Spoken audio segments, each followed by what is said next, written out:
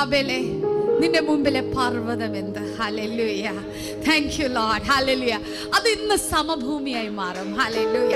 Whatever be the mountain in front of your way that is stopping you to go ahead, that is stopping your blessing to come your way, today the Lord is going to remove that. സെറുബാബേലിൻ മുൻപിലെ പർവ്വതമേ, നീ സമഭൂമിയായിടും നിശ്ചയമായി. സൈന്യത്താലെയല്ല, ശക്തിയാലെയല്ല, ദൈവത്തിനാത്മാ ശക്തിയാലെന്ന്. നമ്മളൊക്കെയും പല കാര്യങ്ങളും ചെയ്യുന്നത്, ആ ചെയ്യുന്ന പ്രവൃത്തിയെ മനുഷ്യർക്ക് കാണാൻ പറ്റും. എന്നാൽ അതിൻ്റെ പിന്നിലെ നിർബന്ധം പലപ്പോഴും നമുക്ക് കാണാൻ പറ്റിയെന്ന് വരത്തില്ല. നാം എന്ത് ചെയ്താലും നമുക്ക് പുറമേ മറ്റുള്ളവർ അതിനെ മനസ്സിലാക്കിയില്ലെങ്കിലും നമ്മുടെ ഹൃദയത്തിലെ ഒറ്റ ചിന്തയുണ്ടാകും, അത് ദൈവത്തിൻ്റെ സ്നേഹത്തിൽ നിന്ന് തന്നെ അത് ഉത്ഭവിക്കണം. നമ്മൾ വചനത്തിനകത്ത് വിടുതലുണ്ട്, അത് വിടുതലുണ്ടായിരിക്കും, കാരണം വചനം വിടുവിക്കുന്നതാണ്. എന്നാൽ വചനത്തിനകത്ത് വിടുതൽ നടക്കുന്നതിനേക്കാൾ വലുതായിട്ട് വചനം നമ്മെ ശുദ്ധീകരിക്കണം. നമ്മുടെ ബുദ്ധിയുടെ പ്രമാണങ്ങൾക്കപ്പുറമാണ് ദൈവത്തിൻ്റെ സ്നേഹം. അതിനെ നമ്മൾ അറിയണം.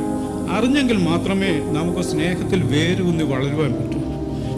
നമ്മൾ ആ സ്ഥാനത്തിൽ ഓരോ പ്രാവശ്യവും ഓരോ കാര്യങ്ങളും ചെയ്യുമ്പോഴും നമ്മുടെ മനസ്സിലെ ചിന്ത എന്താവണം? കർത്താവേ, ഞാൻ ഈ ചെയ്യുന്നത് ദൈവത്തിന് പ്രസാദകരമായിരിക്കുമോ, അതോ ദൈവത്തിന് ഹൃദയത്തെ ദുഃഖിപ്പിക്കും? നമ്മൾ എന്ത് ചെയ്താലും നമ്മൾ ദൈവസ്നേഹത്തിൽ ചെയ്യുമ്പോൾ നമ്മൾ ചെയ്യുന്ന ഓരോ പ്രവൃത്തിയിലും നമ്മുടെ കരത്തെ പിടിക്കുന്ന ഒരു ദൈവസ്നേഹം.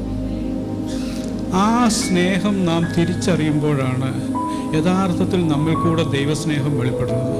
എന്നെ തിരുത്തുന്ന ഒരു വചനം എന്നെ കേൾപ്പിക്കണമേ എന്ന് പറഞ്ഞുകൊണ്ട് ആരെങ്കിലും ദൈവത്തിൻ്റെ സന്നിധിയിൽ കടന്നു വരാറുണ്ടോ?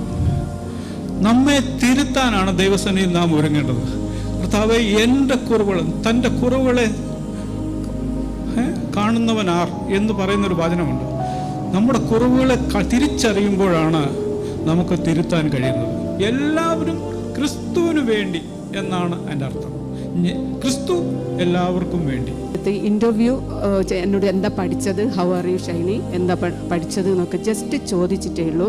അപ്പം തന്നെ അവർക്കൊരു കോള് വരാം, ഒരു 2.5 million വർക്ക് അവർക്ക് അവാർഡായി എന്ന് പറഞ്ഞൊരു കോള് വന്നു.